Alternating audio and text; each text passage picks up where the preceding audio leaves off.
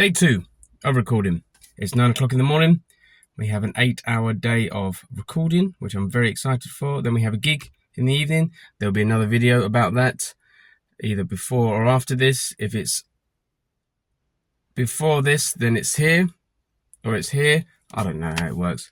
Tired. Let's go. Let's fucking go. Day 2, y'all. So today was a very productive day. Got vocals down on a few songs, as well as the acoustic guitars for those songs. So I think by the end of the day, we'd got the basic foundations of like 4 songs, maybe 5 songs. So half the album. Little history. I grew up playing in bands, firstly just playing guitar, and then creeped into the backing vocal territory, and then finally arriving at being the main vocalist. A bit reluctantly, very reluctantly, because I just wanted to play guitar, but I was forming a band at school and couldn't find a singer, so ended up doing it myself.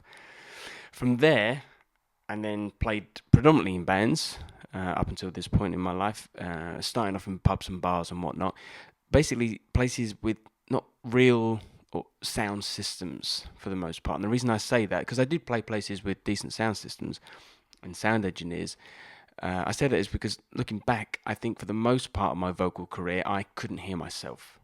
So because of that, I developed a vocal style / sound of like being screechy and loud, just to get in above the noise of the band so that I could hear myself back.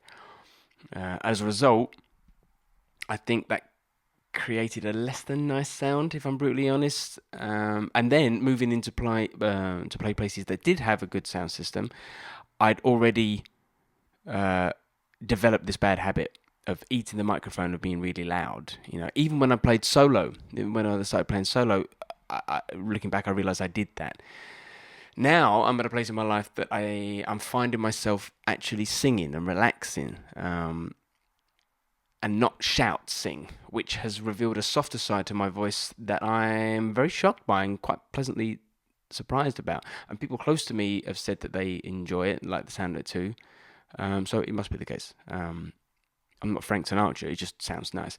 In fact, listening back to the songs with just the vocals and guitar, I'm really pleasantly surprised with how they sound. And I remember thinking, oh, that sounds like someone else. I'm not used to this sound.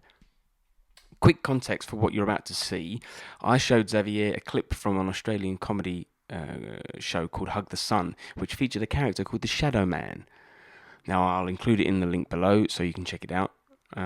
But basically, after showing him this, I started to do an impression into the mic during the vocal takes, and we both ended up wetting ourselves throughout the course of the recording. So I've included a little clip of us talking about it or whatever for posterity's sake, because it's been such a big part of the experience of recording this album that to not include it would be wrong and hiding the truth from y'all, and I don't want to hide the truth from y'all. So yeah, enjoy it. Here we go.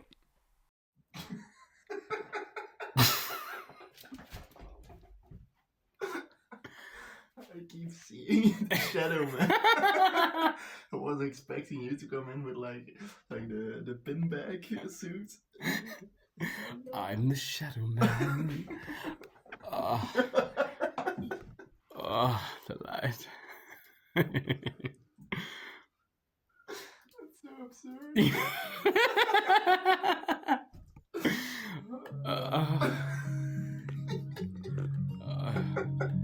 The light.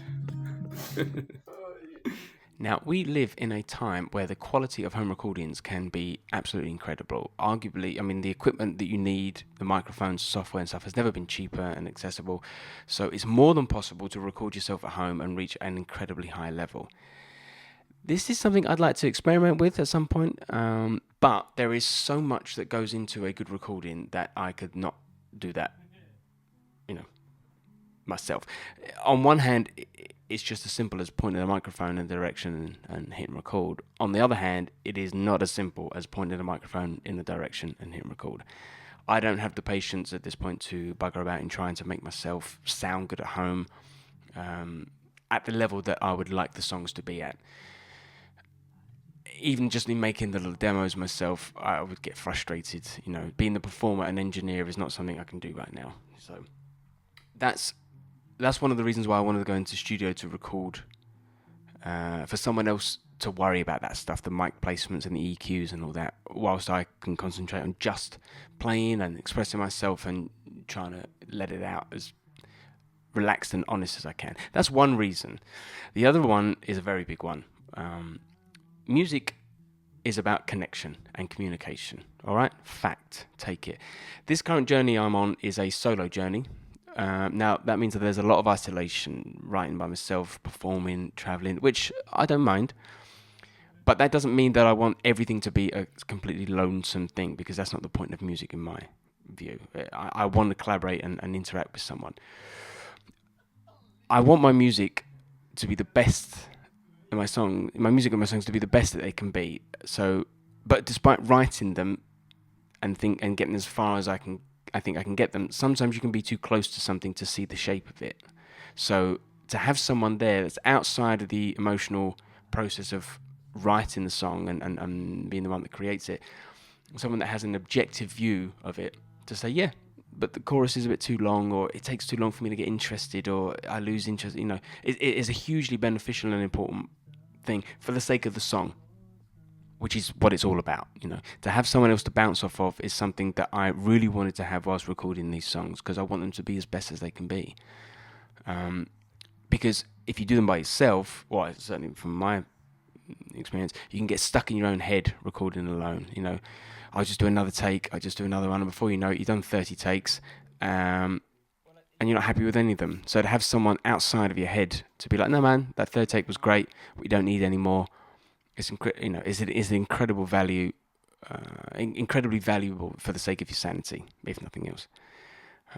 So yeah, that includes day 2. Thank you very much for watching. Subscribe and like and follow and all that mumbo jumbo, and see you next week. Okay, bye, love you, bye.